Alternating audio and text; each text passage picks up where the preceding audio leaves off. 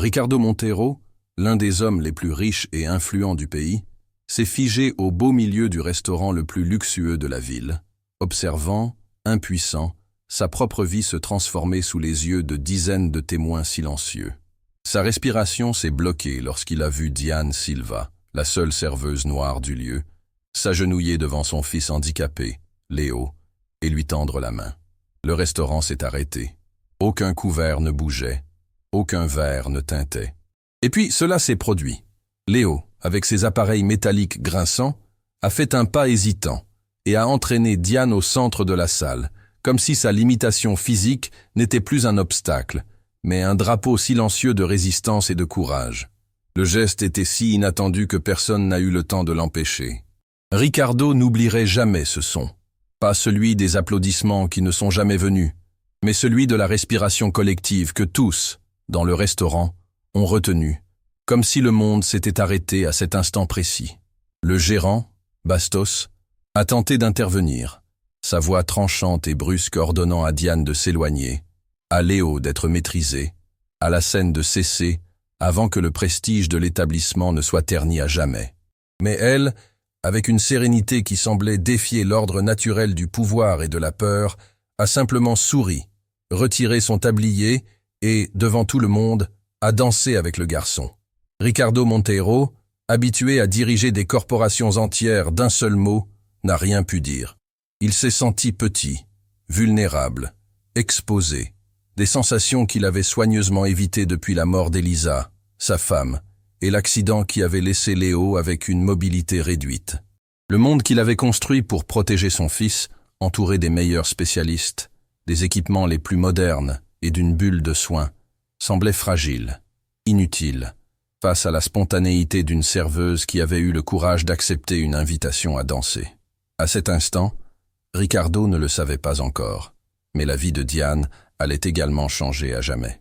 Non seulement elle serait licenciée ce soir-là, comme l'avaient prédit les chuchotements venimeux des tables autour, mais elle serait aussi invitée, par le milliardaire lui-même, à se présenter à la tour Monteiro le lendemain, à 10 heures du matin. Personne n'a compris lorsque, juste après la danse, Ricardo s'est levé, s'est approché d'elle, et dans un geste presque absurde, lui a tendu sa carte personnelle. « Mon bureau.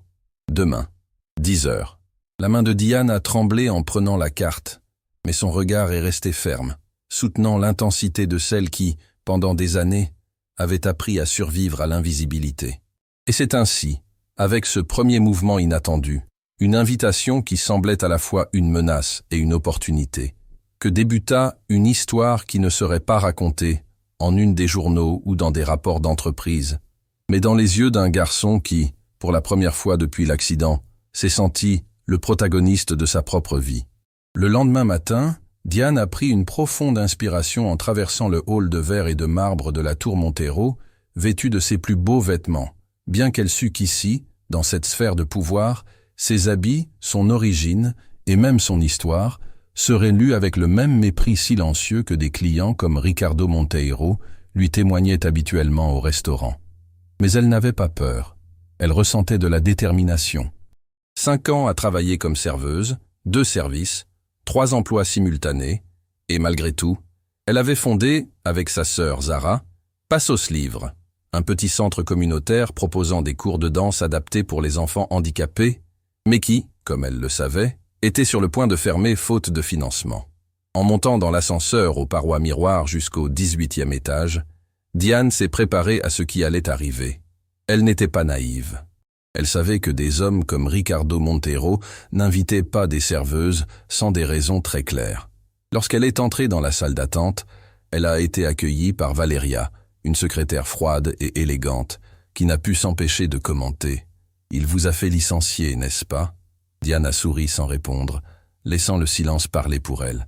Lorsqu'elle est enfin entrée dans le bureau, elle a vu Ricardo Montero de dos, contemplant la ville à travers les immenses baies vitrées, comme s'il était le maître de tout cela. Et d'une certaine manière, il l'était. Il ne s'est retourné que lorsqu'elle a dit, avec formalité, « Monsieur Montero ». Et ce qui a suivi fut l'un des dialogues les plus improbables que Diane vivrait jamais. « Vous avez une formation ?» a-t-il demandé sans détour, comme s'il triait ceux qui méritaient ou non d'être là. « Licence en développement de l'enfant à l'USP. Master inachevé en éducation spécialisée. Ricardo a haussé un sourcil. Il ne s'attendait pas à cela. Et vous travaillez comme serveuse? Diane a soutenu son regard. J'ai 3 emplois. Restaurant, librairie et tutrice quand je trouve des élèves. Ricardo a alors ouvert un dossier sur le bureau, révélant des dizaines de documents et de photos de Passos Livres. J'ai fait des recherches sur vous, Madame Silva. Je voulais comprendre qui était la femme qui a dansé avec mon fils. Diane n'a pas montré de surprise, se contentant de redresser sa posture sur la chaise. Ricardo a poursuivi. C'est vous qui avez créé ça? En pointant une photo du centre communautaire. Cofondé avec ma sœur. Le silence entre eux était lourd. Ricardo a feuilleté d'autres documents, a pris une profonde inspiration et a finalement dit « Je veux que vous travailliez pour moi ». Diane a froncé les sourcils, perplexe. Comme accompagnatrice thérapeutique pour Léo. La proposition a fait l'effet d'une bombe. Elle, qui avait fondé un projet précisément pour aider des enfants comme Léo, était maintenant invitée à devenir une sorte de professionnelle attitrée pour le fils de l'un des hommes les plus riches du pays. Ricardo, percevant son hésitation, a ajouté « Je peux vous payer 5 fois ce que vous gagnez actuellement ». Diane a pris une profonde inspiration, a senti le poids de cette proposition et, sans changer de ton, a répondu « Non ». Ricardo a semblé sincèrement choqué. « Comment ça, non ?» Elle a alors prononcé la phrase qui résonnerait longtemps dans son esprit. « Je ne travaille pas pour ceux qui ne voient que ma couleur ou ma classe sociale avant de voir ma compétence. Et je ne travaille certainement pas pour ceux qui essaient d'acheter des solutions à des problèmes émotionnels. » Ricardo a rougi, habitué à résoudre n'importe quoi par un virement bancaire, mais Diane ne s'est pas laissée intimider. Avant de partir, elle a posé une carte sur le bureau et a dit « Passos Livres, cours les mardis et jeudis à 16h. Si vous voulez amener Léo, le premier est gratuit. » Et elle est sortie, laissant Ricardo Montero seul, face à sa ville, à son pouvoir et à son incapacité à réaliser que, pour la première fois, quelqu'un lui avait dit non. Et plus encore, lui avait montré qu'il existait des chemins que tout l'argent du monde ne pouvait acheter, mais seulement suivre. La semaine suivante, Diane a à peine eu le temps de respirer entre ses services épuisants et les cours à Passos Livres, mais l'image de Ricardo Montero, assis derrière ce bureau froid et puissant, ne quittait pas son esprit. Elle savait qu'il ne viendrait pas.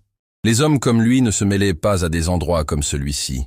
Un hangar communautaire adapté, avec un sol en ciment poli, des miroirs ébréchés et des affiches faites à la main, portant des phrases comme « Votre rythme, vos règles » et « Chaque mouvement compte ». Mais, à sa grande surprise, un mardi après-midi, alors qu'elle rangeait les tapis et guidait un enfant sur la manière d'étirer ses bras, Zara a fait irruption dans la salle, le visage pâle d'incrédulité. « Il y a une voiture importée garée devant, et tu ne vas pas croire qui est dedans ?» Diane s'est approchée de la fenêtre et a vu. C'était lui, Ricardo Montero, vêtu de manière inconfortablement décontractée, dans une tentative visiblement forcée de s'adapter à un environnement pour lequel il n'était pas fait. À ses côtés, Léo, qui regardait avec impatience par la fenêtre de la voiture, comme s'il attendait un moment qu'il ne savait peut-être même pas exprimer. « Il n'entrera pas », a prédit Zara, ajustant son hijab, avec le regard méfiant de celle qui connaît bien les limites des barrières sociales. Diane, cependant, a simplement souri et a dit, presque dans un murmure, « Ne sous-estime pas le pouvoir d'un fils déterminé. » Et comme obéissant à un ordre invisible, Léo a ouvert la portière de la voiture et, avec difficulté, a ajusté ses appareils de soutien sur les jambes avant de se lever et de faire ses premiers pas vers le hangar. Ricardo a hésité une seconde, mais a fini par sortir lui aussi, avec un soupir résigné. Le contraste ne pouvait être plus grand.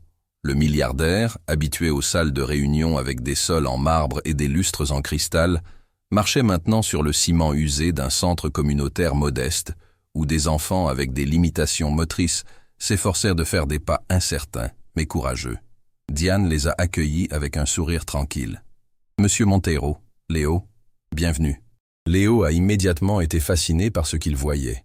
Des enfants avec différents appareils de mobilité se déplaçant librement au son d'une musique légère, sans que personne ne soit là pour les corriger ou les guider de manière forcée, juste en les laissant trouver leur propre rythme. « Ça semble chaotique », a commenté Ricardo, essayant de masquer son inconfort. « Il y a une structure », a répondu Diane, avec douceur. « Ce n'est simplement pas celle que vous reconnaissez.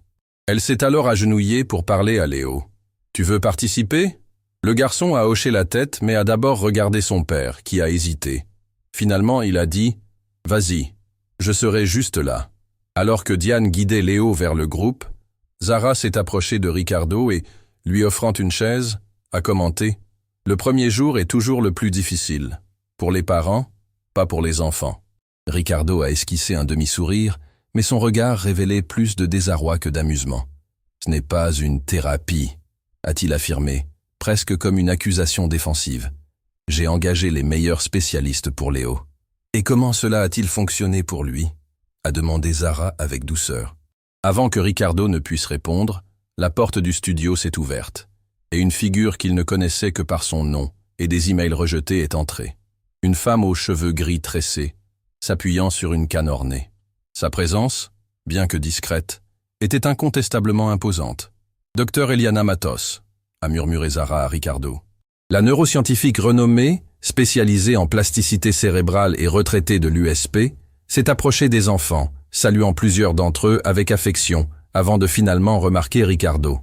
Elle s'est adressée à lui avec une naturalité que seuls ceux qui ont transcendé les barrières du pouvoir peuvent avoir. « Monsieur Monteiro, je ne m'attendais pas à vous voir ici. »« Docteur Matos », a répondu Ricardo, embarrassé. « Que faites-vous ici ?»« Je supervise le programme de recherche », a-t-elle dit, comme si elle énonçait une évidence. « Nous étudions comment des approches non directives du mouvement affectent la reconfiguration neurale chez les enfants présentant des défis moteurs. »« Recherche ?» a froncé Ricardo. « Je pensais que c'était juste un cours de danse communautaire. » Diane, qui venait de laisser Léo explorer des mouvements avec un autre enfant, s'est approchée et a complété « Passos Livre est un programme pilote de réhabilitation motrice basé sur la théorie de l'autonomie du mouvement. Nous intégrons la danse adaptée aux principes neuroscientifiques. » Ricardo l'a alors regardé avec un mélange d'étonnement et de frustration. « Pourquoi travaillez-vous comme serveuse si vous dirigez un programme de recherche ?» Diane a pris une profonde inspiration. « Parce que nous n'avons pas encore de financement adéquat, et parce que des gens comme vous ont rejeté notre proposition 3 fois. Le coup a été direct, précis. Ricardo, pour la première fois, a relié tous les points.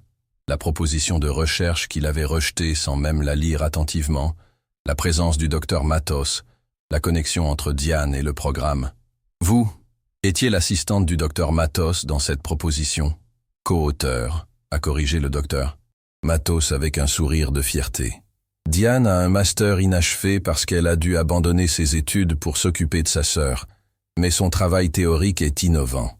Ricardo a inspiré profondément, comme s'il essayait d'absorber le choc de réaliser qu'il avait sous-estimé non seulement la capacité, mais l'humanité de cette femme qu'il voyait, jusqu'à récemment, comme la serveuse qui a dansé avec mon fils. « Vous saviez qui j'étais au restaurant ?» a-t-il demandé presque comme un défi. « Dès l'instant où vous êtes entré », a répondu Diane, avec une franchise déconcertante. « Et quand Léo s'est levé pour danser, j'ai reconnu l'opportunité de montrer, pas de raconter. »« C'était orchestré ?»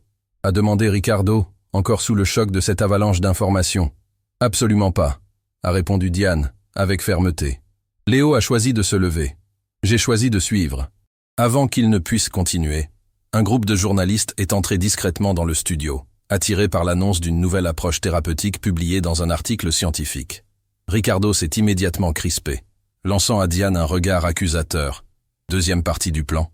Zara lui a alors montré l'article. Une méthodologie révolutionnaire de réhabilitation motrice montre des résultats prometteurs. À côté du titre, une photo de plusieurs enfants de Passos Livre.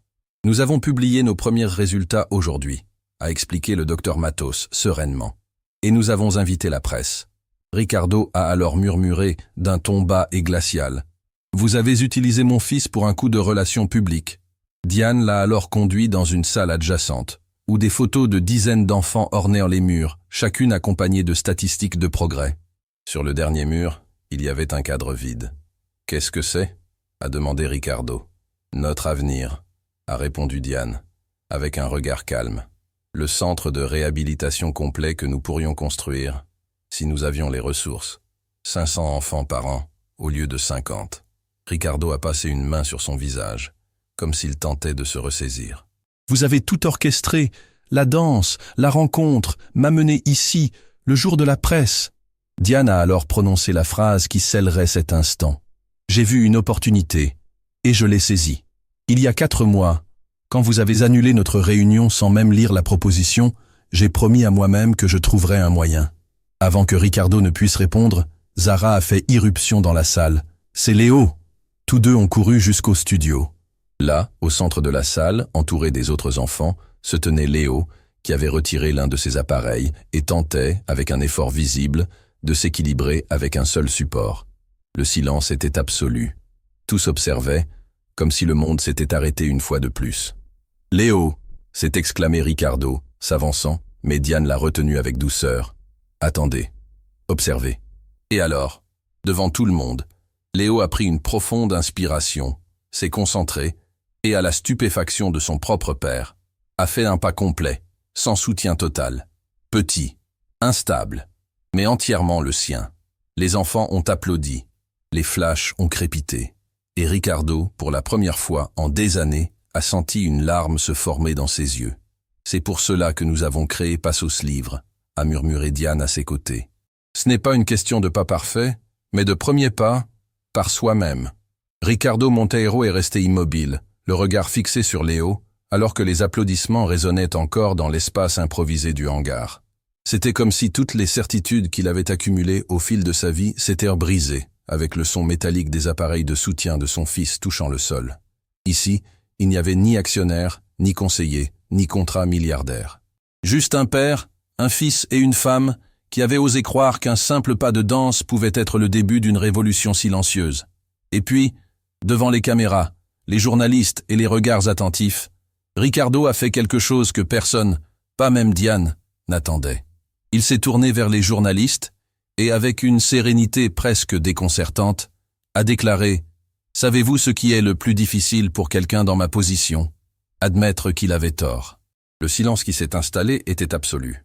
La Fondation Monteiro a le plaisir d'annoncer son engagement à financer intégralement Passos Livre pour les 5 prochaines années et à construire un centre de réhabilitation permanent basé sur la méthodologie développée par le Dr Matos et Madame Silva. Le murmure de surprise s'est rapidement transformé en une salve d'applaudissements. Les flashs des caméras ont explosé et Zara a laissé échapper un cri d'incrédulité et de joie. Diane, quant à elle, est restée silencieuse, serrant simplement le bord de sa chemise, absorbant le poids de cet instant. Mais Ricardo n'avait pas fini.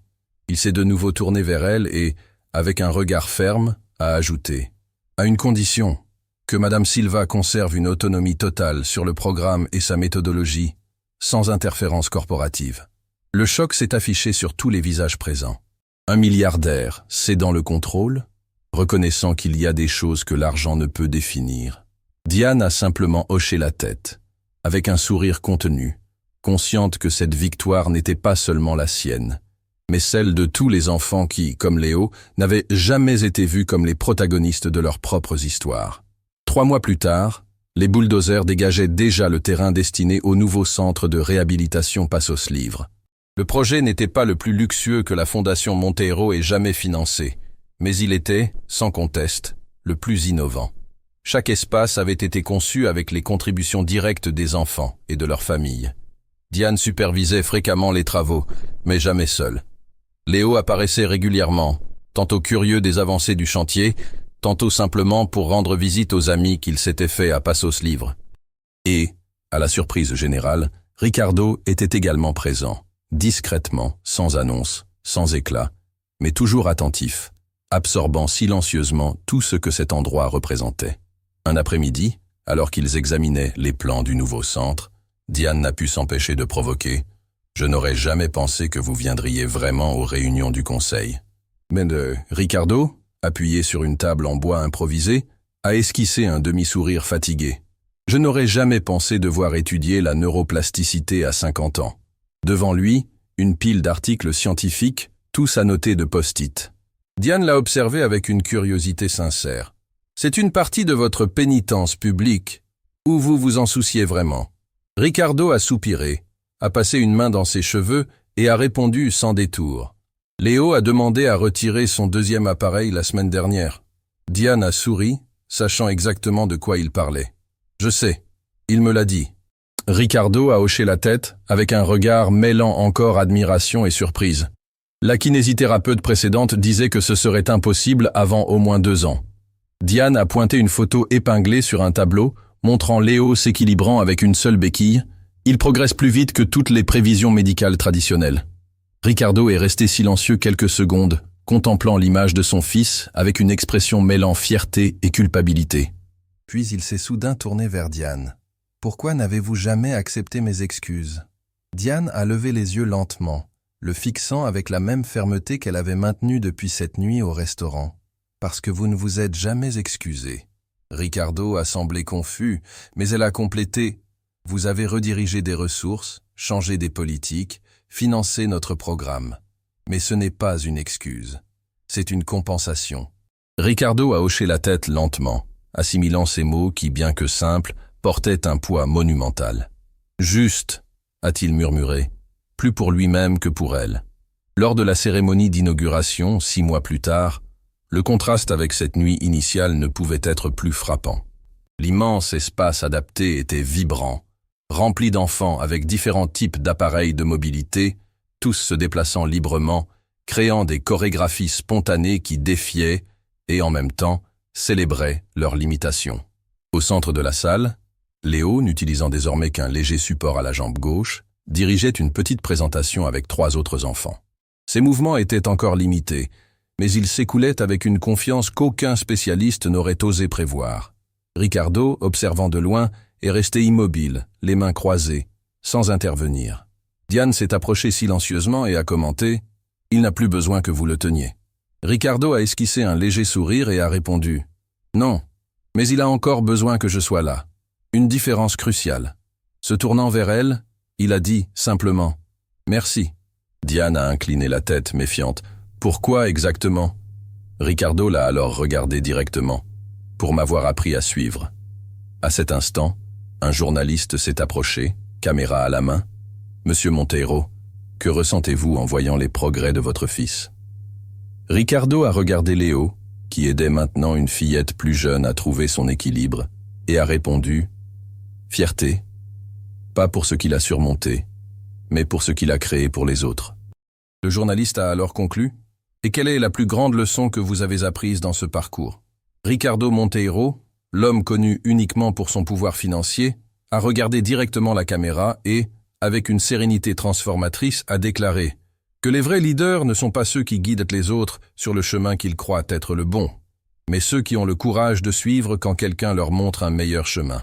1 an plus tard, le programme Passos Livre s'était étendu à 3 nouvelles villes, apportant la méthodologie de Diane et du Dr Matos à des centaines d'autres enfants qui, jusque-là, n'avaient jamais eu la chance d'être vus. Diane a reçu le prix de l'innovation en réhabilitation pédiatrique, et sa méthodologie a commencé à être mise en œuvre dans des hôpitaux de référence à travers le pays. Léo, désormais inscrit dans une école ordinaire, n'utilisait qu'une canne légère les jours difficiles, mais était déjà considéré comme un porte-parole jeunesse de Passos Livre, inspirant d'autres enfants à trouver leur propre rythme. Et Ricardo. Il avait enfin appris la leçon la plus difficile et précieuse de toutes, que le vrai pouvoir ne réside pas dans le contrôle de chaque mouvement, mais dans le fait de savoir quand il est temps de faire un pas en arrière, et de laisser les autres ouvrir la voie. Dans une société où les puissants changent rarement de perspective, et où ceux sans pouvoir restent souvent invisibles, l'histoire de Ricardo, Diane et Léo demeure un rappel éternel. La véritable transformation se produit lorsque nous franchissons les frontières invisibles qui nous séparent. Quand un milliardaire apprend d'une serveuse, quand un père suit les pas de son fils. Si cette histoire a touché votre cœur, n'oubliez pas de vous abonner à notre chaîne, car nous croyons que les révolutions les plus profondes ne commencent pas par de grands manifestes ou des fortunes milliardaires, mais quand quelqu'un a le courage de faire un premier pas authentique et qu'une autre personne a la sagesse de suivre.